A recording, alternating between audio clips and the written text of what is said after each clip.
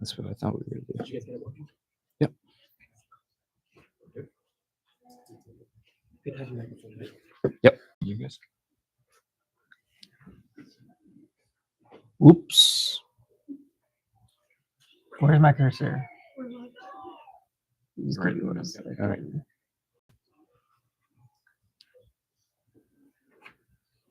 Got it. Yep. Okay. All right, good morning, guys. My name is Maple. Welcome to Orchard Park Secondary School, home of FRC Team 2056. If you have any questions, feel free to ask me throughout the day. I'd like to introduce our speakers, Hassan and Caleb, presenting Scouting and Strategy, playing the cards you're dealt. Right. Thank you, Maple. Yep. So who are we? I'm Caleb Spears. I'm a fourth-year mechanical and management engineering student at McMaster. This is going to be my fourth year mentoring the Team 2056, and I've been part of the team since 2019. Hey guys, I'm Hassan. I'm also a fourth-year mentor, helping with scouting and strategy. I am a former 1241 alum, as well as a one-event mentor for Team Dave 3683. Awesome. Yeah. So agenda for the day, we want to talk about preparing for the competition season, what that's going to look like coming out of kickoff and before events. Then we're going to talk about preparing for events, scouting at events, applying your scouting to your strategy, and then we have general takeaways at the end. So first up, preparing for the competition season. So with your initial decision making, it's really important to consider at the start how our team's going to score. Seems pretty obvious, but it's really important to look at everything and anything that could relate to that. A good example is in 2024, there were some methods of contributing to scoring that weren't necessarily putting points on the board, like shooting the no over into your own area for another robot to score. We also want to know, it's like you're basically asking, what do we want to know about teams? Then you also want to look at how will strategy generally play out throughout the season. What is it going to look like at the highest levels of play? What is it going to look like in qualifications? Because that can change depending on how the RPs for the season, if they're super high scoring, they're going to be valuable for you to score even in elimination matches. But if they're low scoring, but you need them for ranking, it's going to really affect how you play. And when you're scouting teams in qualification matches, that will change how they play, which will affect your data and then your strategy. You also want to determine your method of scouting, your medium of scouting. Are you guys a team that want to do paper pen, use Excel, maybe build an app, or just rely on Statistics? All are fine options, but it's about knowing your team and what you guys can accomplish through a season. One of the most important things is you don't want to sacrifice the quality of your data just to have more data. If all you can do is count how many game pieces a team scores, and that's 100% accurate, versus you try to build an app and it doesn't work, and you can only get, you're like 50% accurate for that data. It is way better to do paper and pen for that, because you can actually make much better informed decisions. So part of our team, we build an app throughout the season for our scouts to use. It's a continuous process throughout the season. We talk about it, how we want the overlays to look. We build it using JavaScript and HTML pages, and it's an app on the iPads for the students. When we're doing that, we're constantly giving it to them to receive feedback on, does this UI work? Can the students press the buttons well, and they're not too clumped, not too small? We want it to be intuitive and easy to use in a competition season, so they don't have to think about where am I pressing for this action. They should have the app with enough time to practice it before the first event, so that you can have that quality of data. And then we use a QR code to export that data into Excel, where we do all of our visualization. All right, let's talk about preparing for events. You have your app ready or your scouting system ready, and you're starting to prepare for your event, whether it's a district event, it's DCMP or Worlds. What are some of the things that we do at OP? As you can see that cat, we're all on Statistics or on TVA watching matches. First and foremost, pre-scout all the teams and key attributes. Outline all key attributes about a team. I usually end up watching 5-6 matches for the past event by a team for every team in our division, usually. Some key things to note: architecture, auto scoring capability, endgame, use TBA, watch videos, but also use Statistics. The other interesting thing is when you're watching teams, you might see interesting strategies that you might not have thought of at kickoff or might not have thought of at your district events, or if you're planning for DCMP, so on and so forth. General competencies can be inferred using Statistics, but don't rely solely on Statistics. It's a good tool, very good, but make your own judgment when you're scouting teams. But this is very important. Going into the event, knowing how your first few matches are going to play out sets the tone for the rest of the event. So we use it mostly for DCMP and champs to figure out the first few matches, auto strategy usually, and general match strategies. The idea is we're staying ready, we're being prepared, we don't want any surprises to happen, and there's a lot of surprises, and we're going to talk about a lot of those surprises as well in this slide deck. But generally speaking, be prepared before an event. That's what we usually do. Now, you have your app, you've done your pre-scouting, it's time to scout an event. Pit scouting. This is before matches start, preferably. You can do it throughout the event, but you want it done before alliance selection. You're going to have students going around, talking to teams, analyzing and asking questions. You want to look at robot build quality. Is the breaker near a vulnerable point that a game piece might hit it and shut the robot off in a match? That's not ideal for what you want to look for in a team that you could play with. And you generally want to talk about driver and coach experience. And this will play into when you have your strategy meetings with the drive teams. You want to know how experienced are they with dealing with random and difficult situations throughout a match. You want to be able to talk strategy with them and talk at a level that they can understand so that you can get the most out of your team. Why gather this information? It affects your match strategy. Like I just said, you can know beforehand what game pieces a robot is capable of doing, how their climb's going to work, how long it's going to take, things like that can really change and set the tone for your first few matches throughout an event. One thing to be aware of, that teams can sometimes overstate their abilities, not out of malice or anything. They're really proud of what they did. So it's good to listen to them and hear out their ideas so that you can come up with the best strategy together.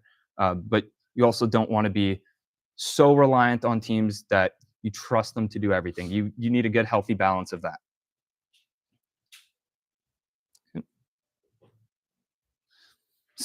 Now, scouting a match.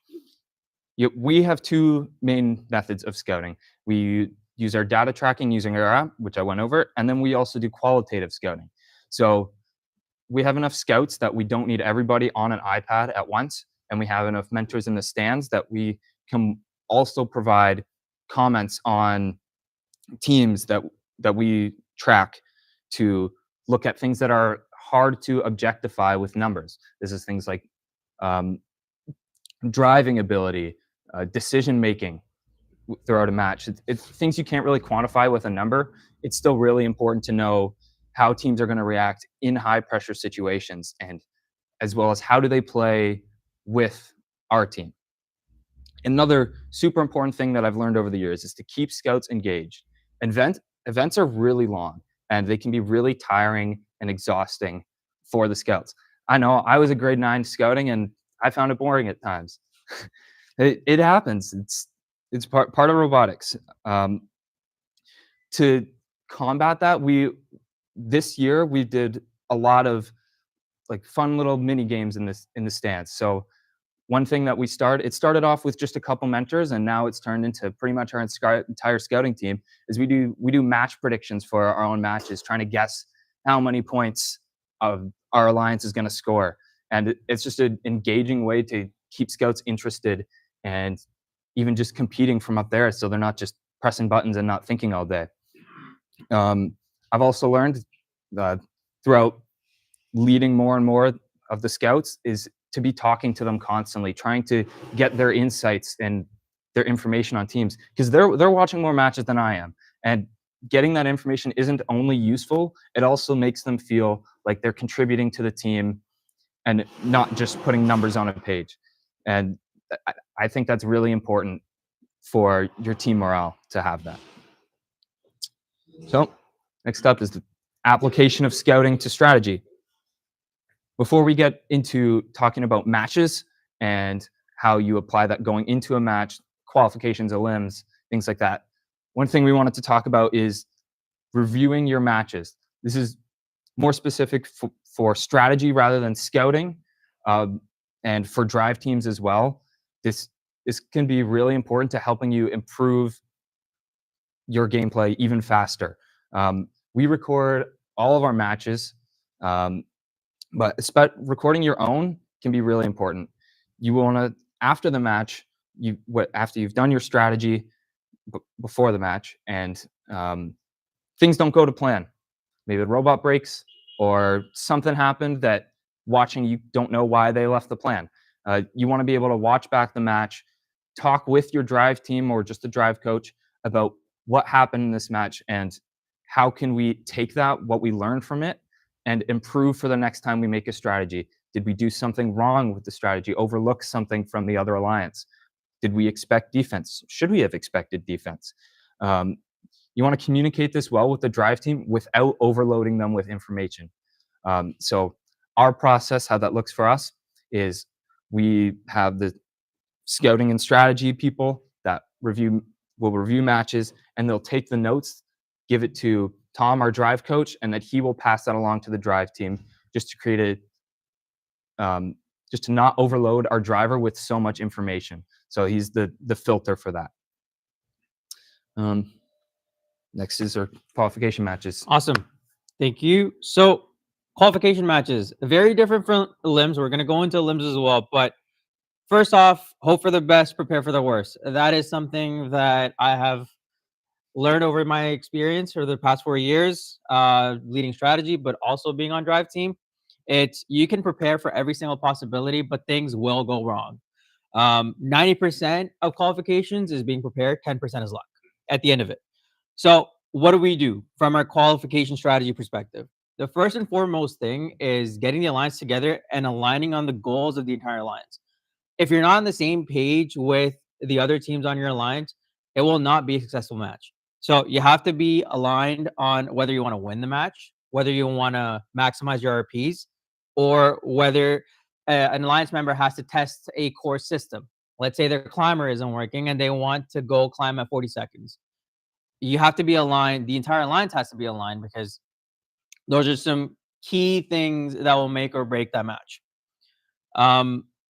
Within a strategy huddle, strengths and weaknesses should be discussed of each alliance member every single time. And all of it has to be backed by data. So if you are doing scouting, you will have the data to know when a team is discussing their strengths or weaknesses with you to kind of synergize your strategy of how can you best put a strategy forward that will help you attain whatever goal the entire alliance has, whether it's winning, whether it's maximizing your RP, or whatever the case may be. Position on field also matters a lot. So what I mean by that is what driver station the robots are in.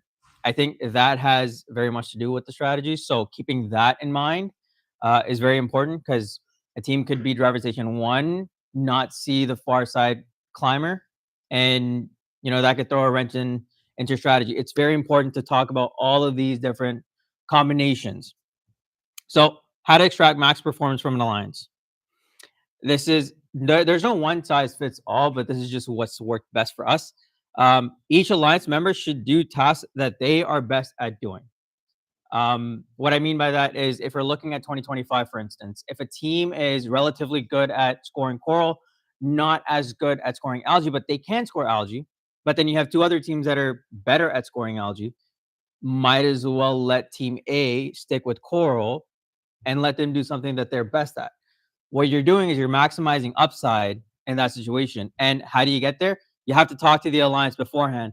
You have to watch previous matches. You have to look at the data to see how they're scoring, how efficient they are in certain areas. And those are the things that your scouting team and your strategy team can help you infer.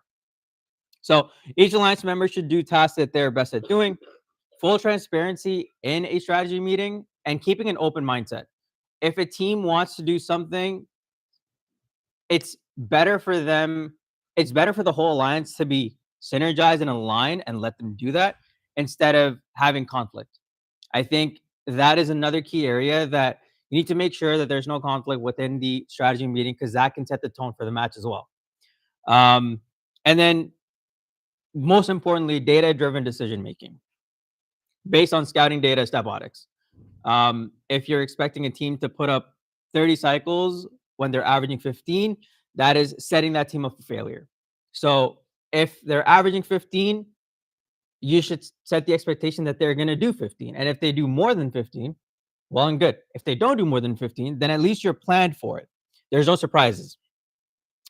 And last but not least, always discuss contingencies. This is perhaps the most important thing. Keeping them simple, keeping them concise and actionable is very important. And what I mean by that is, what happens if robot A breaks? What happens if robot B breaks? What happens if robot C breaks? In this case, if the three robots are doing three distinct different things, then your contingency changes based off of which robot breaks. So it's always good to prime the drive teams and drive coaches of what is the contingency plan if something wrong happens. Because what we talked about earlier, 90% is being prepared, 10% is luck. So if the 10% of luck is not on your side, then you need to be fully prepared of what is our pivot, what's our option to pivot off of the initial strategy, and how do we get to finishing the match and still achieving the goals that we set out to. The reason why this is important to talk about is because if you don't talk about any contingencies, when something does go wrong, it causes panic. And panic is never a good thing in FRC.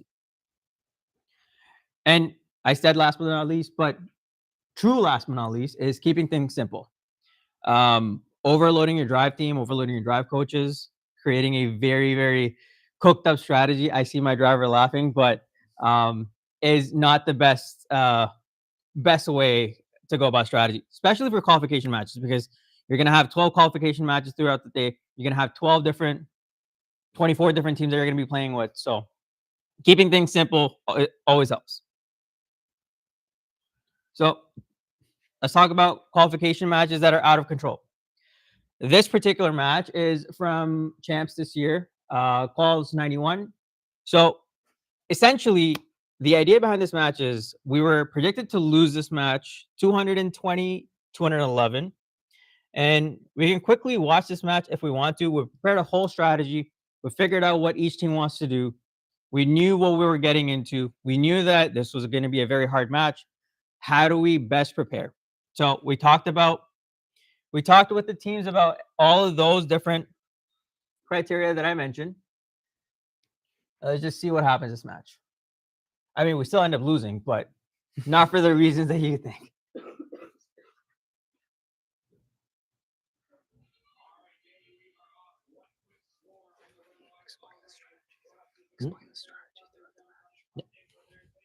Okay, let's see if I can explain the strategy throughout the match. We are on the red side and it's buffering. Not part of the plan. Not part of the plan at all. Okay, so one core thing to note is the alliance partners that we have on the red side, neither of them can touch algae. So we do our 5-piece auto, and then we're tasked with basically doing most of the algae on our side. There's going to be a close match throughout. The other alliance has triple cyclers, so we can't really do much with the other alliance. The fact that they can all do algae means their algae is going to be gone fairly quickly. We need to get rid of the algae off the reef so that our alliance partners, who are primarily coral scorers, can start scoring quicker. And there's also co-op as well. But generally speaking, what we've done here is we have maximized the scoring capability of our partners. So you're looking at the right-hand side. So we're taking away algae from the reef. We're giving them options to score, and we're keeping their line of sight very open. They have full reign of where they want to go, and we're kind of working around them because we're able to work around teams, or that's one of our strengths. You know, your strength could be something different. Another team's strength could be something different. In this particular match, we realized giving them the range to move about however they feel best would help the most.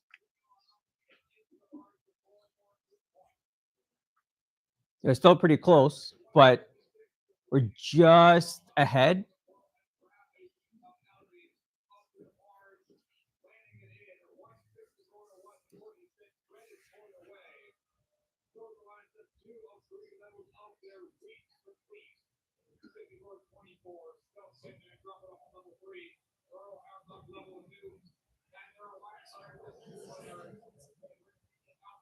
Okay.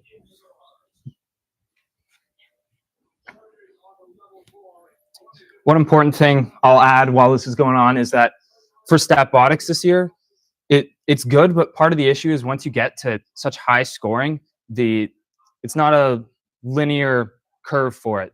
So purely relying on Statbotics, or at least knowing where the flaw is going to be, is also super important. So this is the last 20 seconds. We're 216 to 203.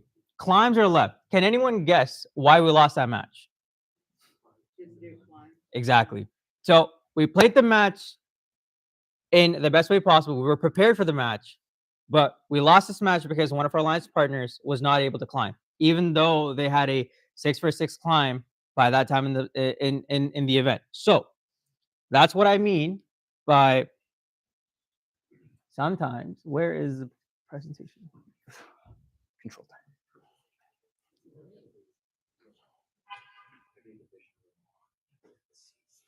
God damn it. Wait 1 sec.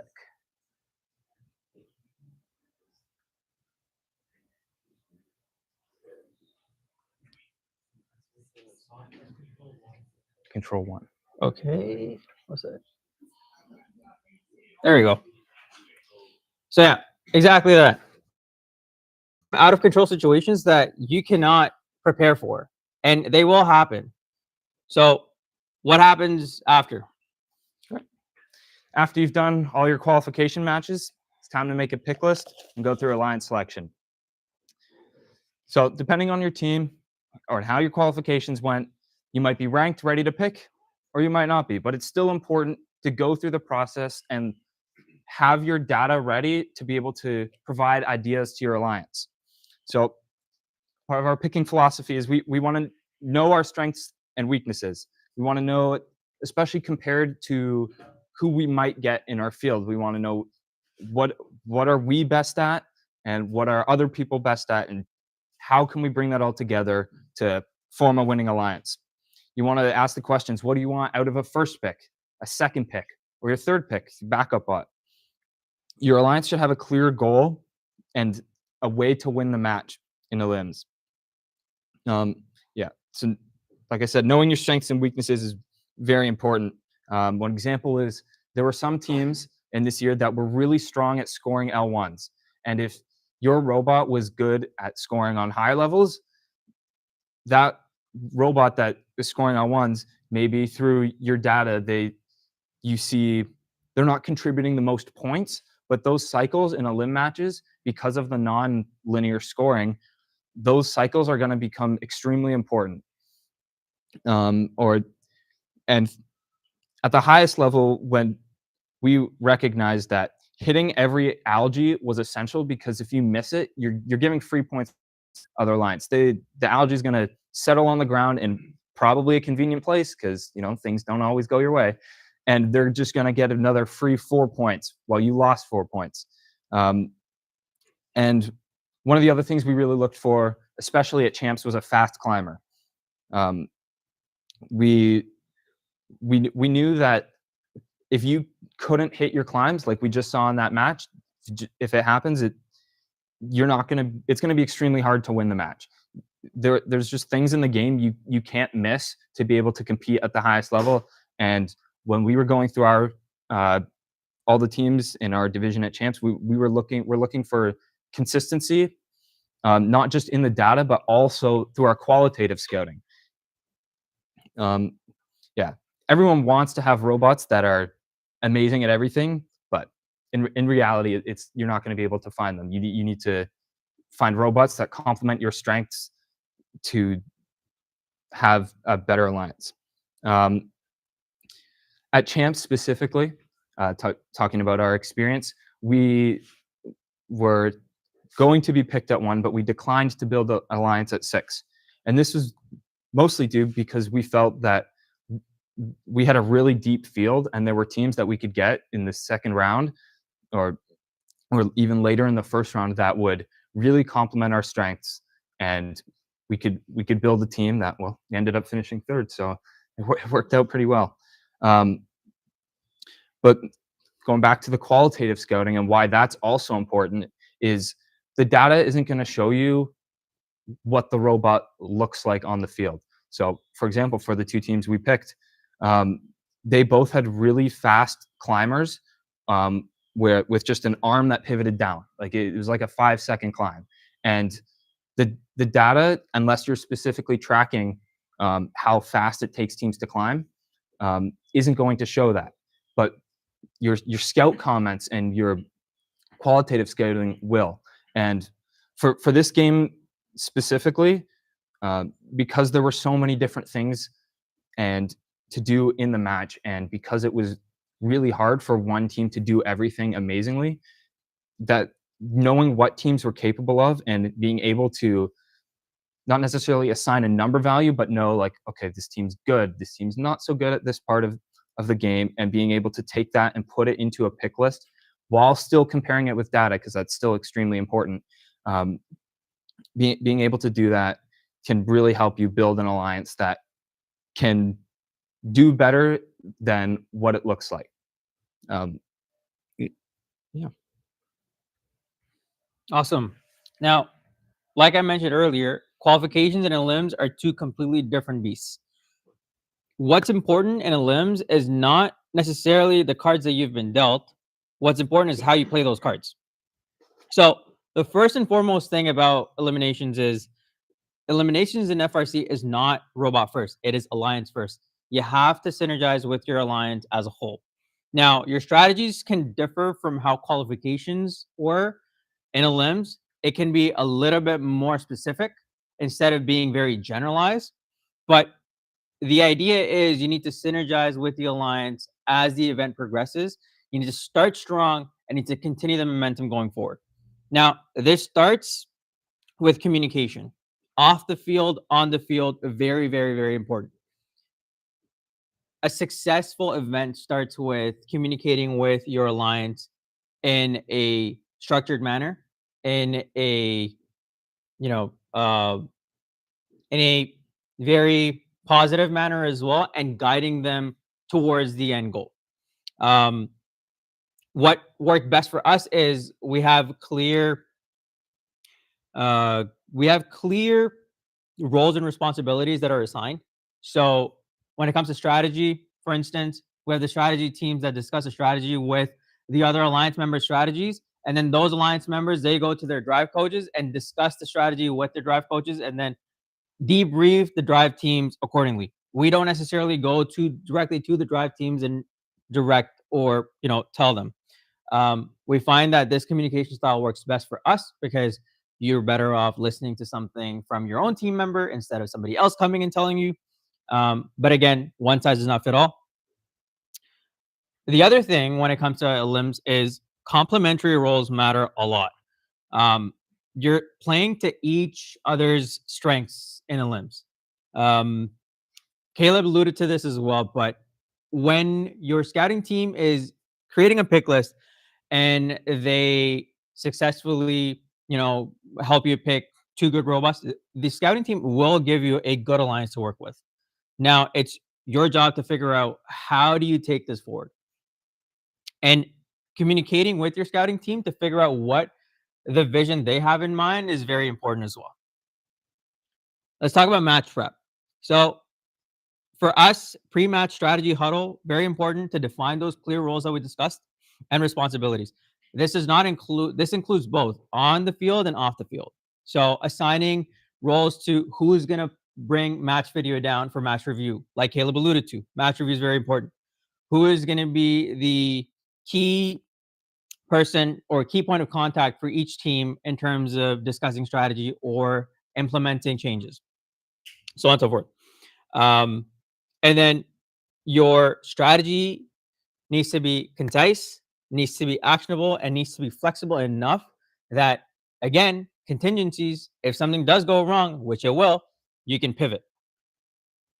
The other thing as well at this point in time is opponent analysis is very important.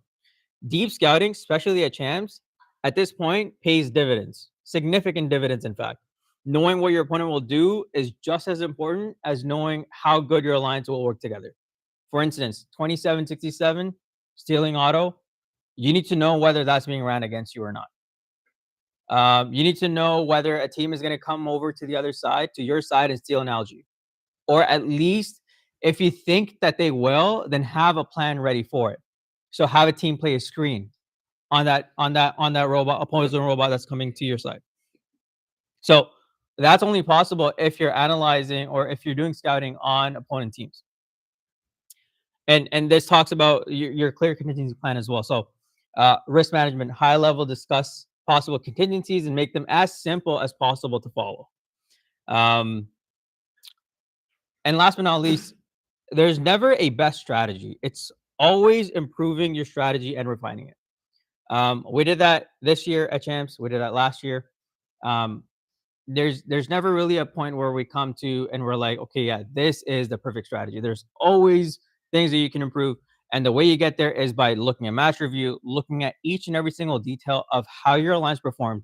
There could be things like maybe Nomad could do 2 extra algae. Maybe Barker should do a few more L1s at the very start before we open up the reef. Things like that. And those come with each match. You have to set a strategy first. There's discussion of high risk, high reward strategies as well. I'm not going to go into that specifically because we generally like to stay within a certain risk. Teams are different. Some teams would have a different risk to reward ratio that they're willing to, a risk appetite that they're willing to take. So that's a discussion for a different day. We can probably talk about it in Q&A as well. But we try refining our strategy that has been set and we think is going to work best. Einstein, congratulations. You've made it to the final avenue. This is where Lady Luck plays a very, very, very big role. But some of the main key attributes that we talked about earlier still apply. Deep scouting matters. Opponent intel and counter strategy. So the point that I made earlier with Strike Force, this is where that would be very evident. The way that we do this actually is we have threads, communication threads, intercommunication channels where the scouts can relay information to the rest of the team. And before elimination, before Einstein starts, they're looking at each team that's on Einstein and giving qualitative information about what the general strategies that they implement are. If they've seen out of 3 matches, even a single match where a team goes to the other side of the field, it's important that we know as a strategy team before going into that match. We need to know whether we need to be prepared for a team coming to our side of the field or not. And this goes into defense and stealing. And like I mentioned earlier, further refinement of your strategy, especially on Einstein, you need to anticipate adjustments. So just because a strategy worked once does not mean it will continue working against different opponents. So you need to continually adjust your strategy to ensure that something that happened once, success that happens once, continues happening onwards. Because the way that you're looking at different alliances are also looking at you equally. So they're also trying to do counter strategy to prevent you from doing the exact same thing that you did match 1.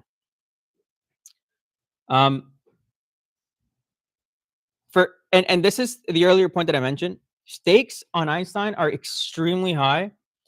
And this is a philosophy that I mentioned that I'm not going to go into too much detail, but teams will play high risk, high reward strategies on Einstein. What I mean by that is, let's say, for instance, Strike Force doing the stealing auto. How many of us have seen the stealing auto? So we know what we're talking about. Or going to the other side of the field and stealing algae. Or even a last second climb defense, right? Those are some extremely high risk, high reward strategies. Some teams are going to do that. So going into a match, you need to be prepared, and your drive team needs to know. And it is the strategy team's job to tell the drive team that, hey, this might be coming, be aware. As long as they know that this might be coming, they can pivot quickly instead of being caught off guard. And last but not least, most importantly, continue to play to your strengths.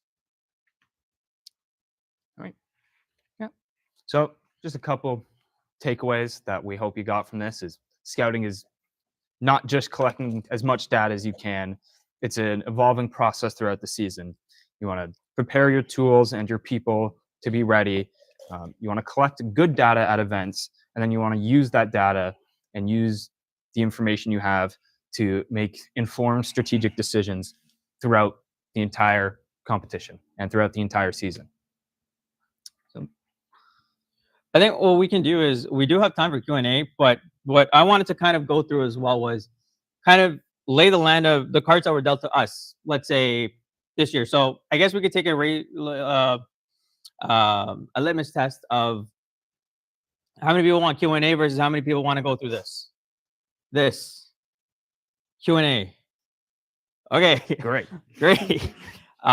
So on what division were we, daily? Yeah. So daily 7-3 in quals. We ended up ranking 6th. We had a scorched field. So we were 6 alliance captains, 6th alliance captain. In our strategy meeting, I think this was probably the longest strategy meeting that we've had so far. Oh yeah, On Einstein, at Worlds. The one thing that we decided to do was we prioritized pure upside. How do we do that? We decided that we were going to build an undefendable alliance. What do you mean by that, Hassan? Well, one of our key takeaways was we want triple ground intakes. We don't care if another opposing robot comes to our side of the field. If we have ground intakes, if we have triple ground intakes, they can't play defense on us. They can lock us down, but that's all they're doing.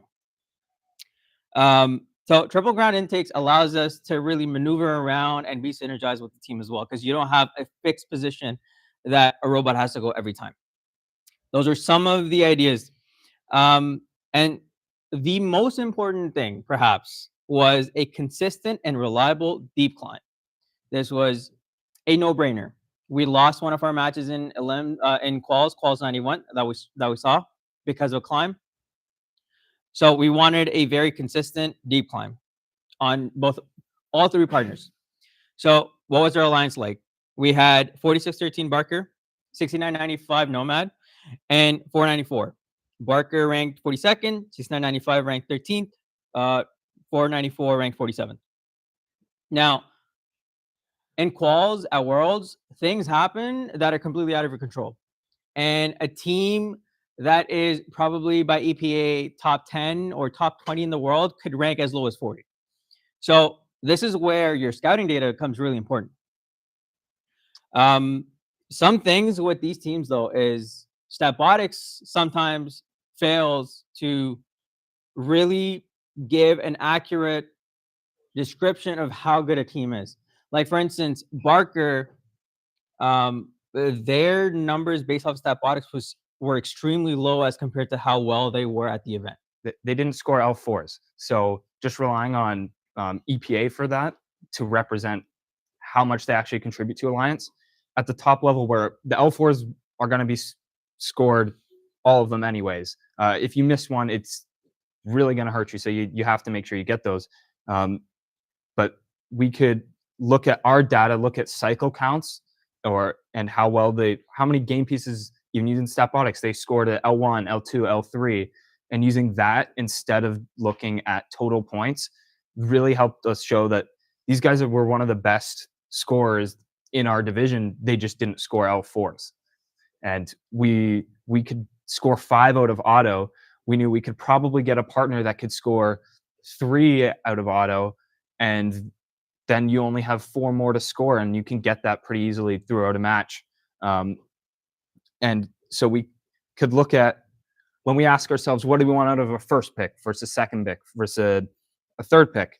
Some of that is kind of dependent on each other. Sometimes for our first pick, we don't need to look and say, okay, we need the next best guy who can do everything the best.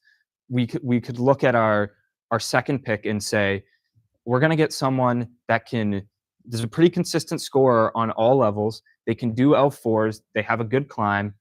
Our second, or our first pick, sorry, we can look at just a total cycle count and where they contribute that and pick based off of that. And because of that, because we had the data to look and see what we could get later, that informed what we could take early. Back to you. So, in terms of strategy in Elims at Worlds, with the alliance that we now had, the idea was we wanted to hyper optimize this alliance as much as we possibly can. We wanted to do things that we were best at doing. We wanted to clear up playing area for the team to perform the best. We wanted to ensure that whatever max numbers that they were putting up in quals were repeatable, and how are they repeatable. So some of the different permutations of strategies that we went through was, for instance, a strategy where OP does algae plus L1, Barker does L3, L2, L1, and then Nomad does algae plus L4 plus L3 and L2. And this is because we were maybe the best L1 on the alliance. Barker was super quick at L3 and L2, and Nomad was weaker than perhaps OP and Barker at L1s. So they prioritized other things that they were really good at. So, and the important thing with this strategy is, it's not just the way that quals and elims differ, is it becomes very specific in elims. So when you're going towards a incremental increase in performance, it's very little things matter. So for instance, I'll go through a strategy walkthrough of what we ended up doing. So what this shows is essentially out of auto where all 3 robots are. So OP's in the middle, Nomad's on the top, and Barker's right there. The 3 algae off the reef, Barker already scored an auto. Well, the third one they had in the robot, but they removed it off the reef. That opened up all 3 backsides of the reef for, let's say, Nomad or Barker to score on. OP ends auto right in front of the algae number 1, and then Nomad ends auto right in front of the top left algae. So hyper optimization here is figuring out what the first few actions within a match is going to be, because that sets the tone for the rest of the match. In this situation, OP is going to take the first algae, go to the far side of the field of the net, and Nomad is going to take the floor algae and go to the close side or the center side of the net. Both are scored. Now what? And sorry to interrupt. Part of the really important process here for this, if you look at it, is avoiding each other so you're not hitting each other. When we grab this algae, Nomad's going away from the reef and we're able to cut by. And then we have Barker going around the outside, trying to avoid robots coming close to each other so that mistakes can happen if you give them the opportunity to happen. So we wanted to plan this out so that we could be max efficiency and, like Hassan said, set the tone for the match. Like, have a good start so we're locked in, ready to keep going throughout the rest. And the other thing that you can see with the blue line here with Barker, that's fine, is they take a pretty wide way around. That is essentially playing a screen on any team that is going to be coming from the other side to steal an algae. These are all the things that you need to be very mindful of when preparing a strategy. Like, if a team is coming from the other side to your side of the field to steal an algae, and they successfully do steal an algae, that's an 8-point swing, which is equivalent to 4 L1s. So that's a very hard swing to make up. So that's what Barker does. Barker does a a screen comes around and then hits that one corner algae towards our side of the field. Now Barker has free reign to score L2 and L3 on the center and the bottom right nodes, pegs, whereas OP is going to go for the floor algae. Nomad is going to go for the reef algae. We're still out of the way of each other. Nobody is colliding. Nobody is coming in anyone's way. Nomad scores that algae. Nomad comes around, picks up that last algae. OP goes, picks up the last floor algae. And within the first 20, 30 seconds, all the algae off the floor and off the reef are gone. That sets the tone, because what happens now is we keep things very simple of what's going to happen next. We split up the field of Barker playing in the center, Nomad playing on the right side, OP filling in wherever they're supposed to fill in. And all three of us have ground intake. If another robot comes from the other side, that's fine. We can still go around the defense. And nobody's worried about what's next to do. Everyone has a clear action plan of what to do, what not to do, so on and so forth. And what we can do is we can watch this strategy in action on, where is it? Didn't work. Is there? Click it again. There you go. Did it work? Yep. Is it loading? Yep. Come on. Come on.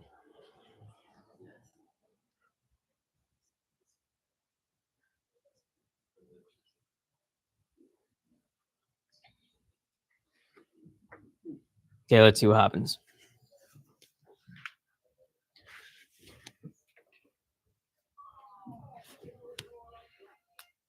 What?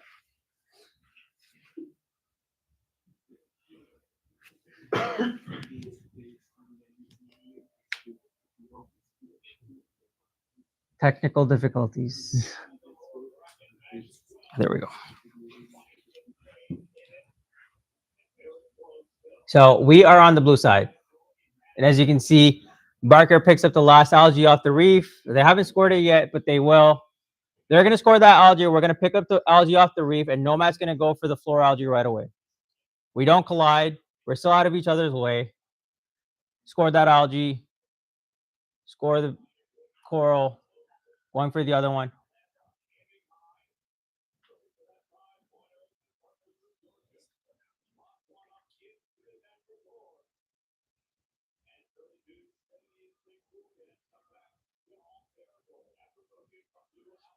Now, at this point, there's a minute and 45 left, and we're practically done with all the algae on our side of the field. There's one algae left, which is by the Alliance Station wall, but those are some kind of minor things that you can't really control. And this is the piece that I was talking about. We prioritized a alliance that was quote unquote undefendable. How? Because all three of us had floor intakes. So we could go around defense quite easily. The only time they were able to stop us really was if they were pinning us against the wall.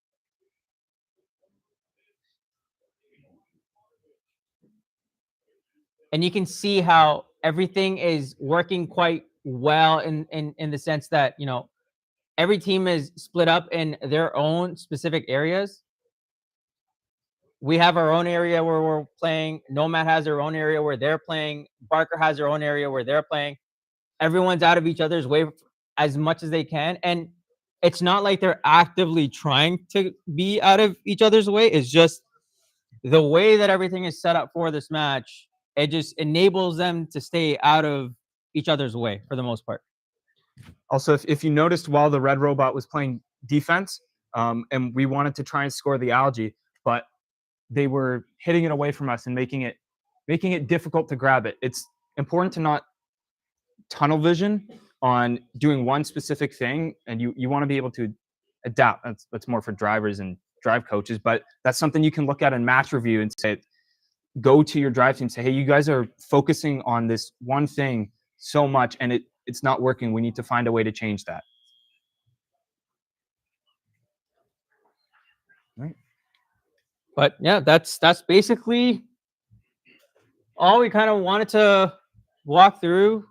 Thank you so much for your time, everyone. I really appreciate it. Anyone have any questions, please feel free. Otherwise, this has been a pleasure. Who have a question?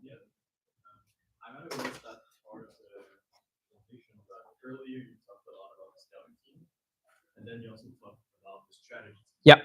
And I wonder for OP, what's the distinction between those two during a competition and before the competition? Yeah. So before a competition, we have. So I guess I'll talk about student roles. We have one student strategist that's in the role that goes around with Hassan to talk to teams during a match, or not during a match, but during the competition. And then we have the scouting team, which has one lead student, and then the rest of the student body that isn't part of like the pit team, the drive team. And we have that distinction to we actually created the strategy student role in 2024 just to create another role for students to show like leadership in and have make them feel important and another way to contribute to the team. The distinction is that the strategy team generally is more people that are more knowledgeable in the game. They have more experience, whether that's just throughout FIRST or they've like shown that they really understand how the game's going to be played, and that is kept smaller because we don't want there to be too many voices. Not that opinions are bad, but it's just it can get overwhelming, and you can have too many ideas at some point. And so before the season, the scouting team is mostly providing feedback for the app and giving what they feel works or doesn't work. I hope that answered your question. And I think another point to your question is at the event, the lines are black and white in terms of the scouting team versus strategy team. Before the event, though, the lines are very dotted versus grayed out because before an event, the strategy team is not actually doing any strategy. So what we're doing is strategy team and scouting team is working in synergy together, and we're going through matches, we're going through pre-scouting, and figuring out what our plan of action is for the event. So before the event, scouting strategy works together. At the event, they're still working together, but they have defined distinct roles. No problem. Thank you. Any other questions? Yes. Start of the season, how do you guys decide? How do you decide your robot? Right? How do you guys end up on being grounded? That is a very good question for Ty in his design class today. Do we know what time it is? Yes. I unless you want to take the answer, Well, or Tom, you want to take the answer. Okay. Well, a part of it for the ground intake is we felt it was really going to be necessary for auto. We thought we could squeak out grabbing. Did we think that we could get a fifth piece at the start? We knew we were going to get a fourth for sure. Yeah, but we knew it was going to help with auto, and we knew it would help against defense. We didn't know how much it would help because there was only one robot allowed on the other side of the field at a time. But I'd say we decided that we wanted a ground intake pretty quickly. Yeah. The night before a line selection, how much time do you guys spend looking like back through qualifications at what robots? Like watching matches? Yeah. We spend some time watching matches. Generally, we don't spend a lot of time. Our goal is to have like the notes from those matches and be able to use those as our analysis of here's what happened. I will say though, at Champs we did spend more time going back and watching matches just to look at autos and just generally take the comments we got from scouts, go back, verify it as a team because we really wanted to take the time to make sure we're getting it right. Yeah. yes. Kind of like a double-edged question. Mhm. So what's something that didn't work strategy and scouting system this year that you want to fix or improve for 2026? And how are you preparing for strategy and scouting in the off season? So what kind of training do you do? Do you do workshops with the students? Do you walk through like what we're going to do well versus what we got last year? So double-edged question. I'll take the first one, which was what do we find that doesn't work? So this year, in my opinion, I felt sometimes some of our scouting data was off.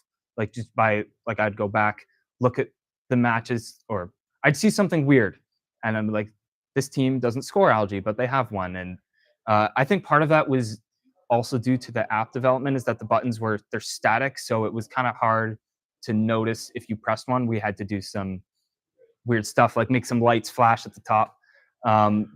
So one way that we kind of have theorized to fix that or have checks in place is to look at the Blue Alliance data, look at how many total game pieces they have scored there, because they have the real number, and look at what we track and compare them.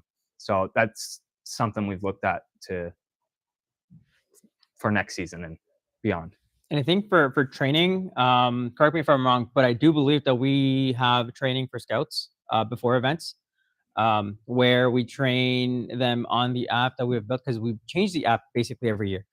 So we train that. And then for strategy, usually at Stemley, since Drive Team changes, we end up, training a new strategy team member, student on.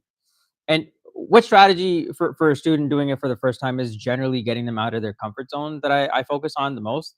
Talking to other teams, not necessarily, you don't need to be the most knowledgeable when it comes to the game at your first event.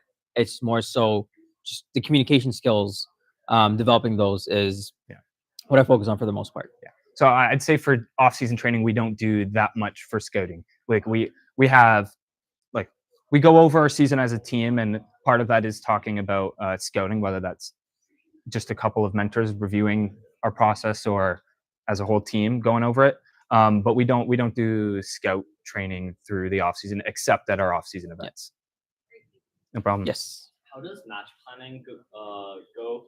Like, as in terms in like communicating with other teams and discussing that with their own. Yeah. So what usually happens is 3-4 matches in advance. Myself and Cheyenne, who was our strategy lead last year or this year, sorry. What we do is we split out. We go grab the teams into a quiet corner so that there's not too much noise, or we're not in the middle of everyone. This is again 3 or 4 matches before we're up to player match. And then once we're in the huddle, we start with basically 4 things. We start with auto, teleop, endgame, keeping it structured in that order, and then last but not least, contingencies. And basically, while we're walking to our meetup spot, we're priming the team to kind of understand what is something that they do best, what is something that they would like to do during the match, so that when we come up with the strategy as an alliance together, they are all included in that conversation. Because at an event, especially at districts, it's not fair for a team to go up to another team and be like, you're doing this or you're playing defense. If they don't want to play defense, they should not be playing defense, because everyone builds a robot, everyone wants to do that. So that's something that we do, is while we're walking to the huddle, we prime the team to kind of figure out what is it that they want to do. Again, to my earlier point during the qualitative qualification matches, figuring out what your goals are, whether you want to win, you want to maximize RP, or you want to test. I will say, though, sometimes we do have an idea of what the strategy is going to look like that we'll talk about. That's when I get more involved. Before he goes off to the teams, is Shai, Hassan, and I, and some of our other mentors and students will talk beforehand of what we think it should look like, and then we'll go out to the team and say, what do you want to do? Here's our ideas, and that way we're prepared as well for that meeting too. Okay, yeah, thank you for that. I do have one more question. Yep. What sort of system do you have for the scouts in terms of like getting the information to the database or Excel spreadsheet? Yeah, we have a QR code that turns it into like a string of text. And do you guys have like a schedule for your scouts? Within the app, or what do you mean? Like, how do you plan out like which scouts should do what? So yeah, so we have, well, every scout takes a driver station, and we have our lead scout, who's a student. We pretty much give them control over what happens with the scouts. This year he got to choose how that splits up. For pit scouting, he chooses who's going to scout which block of teams. We leave that up a lot to the lead scout because it's good leadership opportunities, and he was very capable. Yeah, great. Anything else? What do you want? Oh boy. How do you go about strategizing for a match you know you're not going to win? Because what if you're playing against a team that's putting up 300 points that you know you've done like That is a very good question. I think knowing as an alliance what your goals are in that very specific case. It differs when it's limbs versus qualifications. If it's qualifications and you know you're getting blown out of the water, then you can try doing a high risk, high reward strategy where you go play climb defense or you try stealing algae. On the other flip side, if you want to, maintain risk, then you maximize RPs. So that's for qualification. For limbs, it really comes down to what's on the line. If it's finals 3 or finals 1, and you know you're getting absolutely blown out of the water, then you send, regardless of what anyone says, you send someone to play climb defense on a robot that is susceptible to climb defense. However, you cannot play climb defense on 2910 or 1323 because they will climb faster than you. So that is why we did not play climb defense on 2910 or 1323. I wanted to. Awesome. Okay, Thank you. Thank you you for your guys. time. Thank you.